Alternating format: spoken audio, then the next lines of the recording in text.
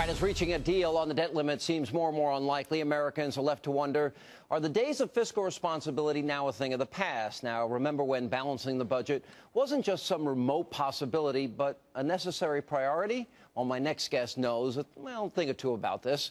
As an Ohio congressman, chairman of the House Budget Committee, he sponsored the legislation that balanced the federal budget for the first time since 1969 and helped bring about the largest government surplus in our nation's history, $236 billion. And joining me now with his invaluable insight, the man himself. What are you doing? You know what, Sean, when I tell people we balance... Do I have to call you governor? You do. You do. I'll call you Mr. Hannity. We were friends before this. Now you say, hi, Congressman. Now you're, congratulations. It's good to see you. Thank you. Did you really, you were what? $8 billion in all. $8 billion for the state of Ohio that has lost what population? Well, we're losing 2 congressmen. We lost 600,000 jobs in the last 10 years. And you know what, Sean? We passed the budget. We balanced the budget. Not only did we not raise taxes, we cut them. We preserved an income tax cut. We killed the death tax in Ohio. Oh, believe it or not. I can't believe it. We also have tax credit for small business investment. But then beyond that, we've saved billions in Medicaid, and guess what? The AARP likes what we've done because we let mom and dad stay at home instead of having to go in a nursing home. We have reformed our schools. We've doubled vouchers in the state, lifted the cap off of charter schools. We have teacher evaluation. It's unbelievable. We've improved higher education. You've only been governor for 6 months. You know, Sean, we have great partners in the legislature. I knew what I wanted to do, hit the ground running, and we got it done. It's probably the most massive, comprehensive piece of legislation passed in modern times in Ohio, and we jumped 11 spaces since the beginning of this year in terms of being job-friendly. Okay. Now, when you were a congressman, you were in charge of the Budget Committee. That's right. All right. We were facing deficits as far as the eye could see. It was terrible. It was terrible. Yeah. All right. And so you insisted on real numbers, no more phony accounting. Yeah, no more. You can't pump up the economy and come up with some sort of fantasy about. You got to do it real. And you got Clinton. He was I'm out between 7 and 8, 9, and 10. I mean, it was all over the map. You guys made him go along with your deal. Now the Republicans were elected for one reason, I think, in 2010, a historic election, to do what you did. And I'm worried they may buckle. I think they're getting wobbly. Well, here's the thing, Sean. I think that Boehner has made it clear and McConnell has made it clear that tax increases now will just damage this economy. No, Boehner's been great. Yeah. Cantor's been great. I don't like what we were just talking about. McConnell, I don't know what he's talking about here. Giving the president the responsibility and the freedom to cut only what he wants. Well, I don't know what the deal is, but I will tell you this. If they can get the president to agree to make $2.5 billion worth of savings, $1 trillion worth of savings, that would be fantastic. At a defense? Well, no, of course not. Of course not. So I don't know what that is, but I think McConnell's been very, very good in talking about the fact that we cannot have these tax increases at this point in time. And frankly, what the markets are looking for, you know, not just Wall Street, but Main Street, is can these folks cut spending and get our act in you know, our budget in balance? But my take is simple.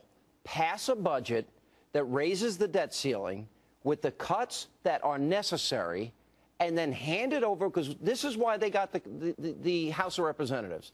Hand it over to the president and the Senate Democrats, and then if we end up not meeting our obligations, it's their fault. Yeah, but this cannot be a blame game. Sean, look. No, I'm saying pass a real bill. Right. But that's true. But what I'm saying at the end of the day, when the Senate is of a different party and the president's of a different party, it does require some compromise. Not your principles. We didn't compromise ours. When we balanced the budget in '97, we cut taxes on capital gains. Look, the key to doing this, Sean, is you got to look all the problems in the eye. You have to reform them, make the programs better, save money, because here's the problem. Your kids, my kids, are living under a big sword of these trillions of dollars worth of the national debt. It's going to come back and destroy the economy. It's about jobs in America. But the Democrats are insisting on tax increases. You can't have it because look, the problem with it is America has to return to growth. We have to provide the incentives for small business to be successful, for people to want to invest and believe in the economic strength of our country. And tax increases are not the problem now. It's spending. That's why people don't have confidence. Then walk Senator McConnell, walk John Boehner through what they should do. Tell me what you would do if you were there, and you're the Speaker, you're the Senate Majority. Look, I guess, first of all, I'm not there, Sean, but if I were there, I would say that the reforms, savings are critical. Secondly, I'm not opposed to tax reform. I'm not opposed to the idea that some of these loopholes that lobbyists put in the bills are eliminated as long as the taxes come down on corporations. Bill Clinton supports that. Look, there's nothing wrong with looking at closing some of these loopholes longer term, but here's the problem with tax increases. They'll spend the tax increase and not make the savings. The savings have to occur up front. Exactly. Up front. Up front, meaning right now. Yeah, and these caps and all this other business, I'll tell you, I was there when we walked up to the caps, looked over the cliff. They said, oh, no, we got to change the goal line. But let me tell you, I don't buy into this issue either, that this August 2nd deadline is going to, the world is going to come to an end. We shouldn't do that, Sean. No, I don't want to do it. No, you cannot do that. Pass the bill in the House, give it to the Democrats. Look, at the end of the day, there's got to be some compromise. And they're going to want tax increase. No, but that's not acceptable. So you're not willing to compromise. No, but I'm willing to say that down the road, if you want tax reforms, look, they complain about loopholes on corporate jets.